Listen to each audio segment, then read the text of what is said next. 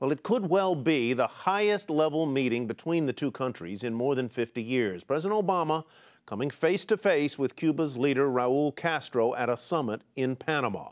Michelle Caruso-Cabrera has more on this historic moment.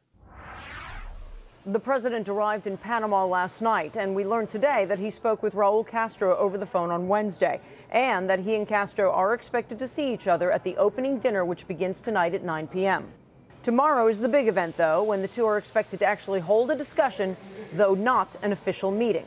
We certainly do anticipate that they will have the opportunity to see each other at the summit tomorrow to have a discussion.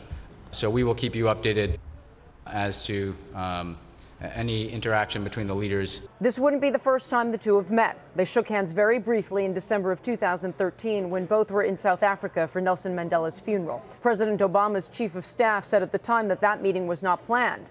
This meeting will be the first time they are together since they announced the decision to reestablish diplomatic relations in December. One of the key issues, Cuba's inclusion on the U.S. list of state sponsors of terrorism.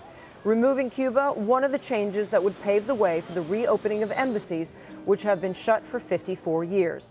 It will also make it much easier for banks around the world to do certain kinds of financial transactions with the sanctioned island. And just last night, the State Department officially recommended removing Cuba from the list.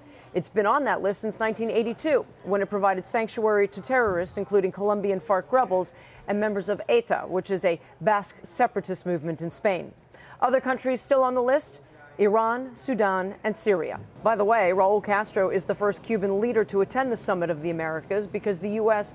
has historically opposed a Castro attending the event. So we are already seeing changes in hemispheric relations. For Nightly Business Report, Michelle Caruso-Cabrera.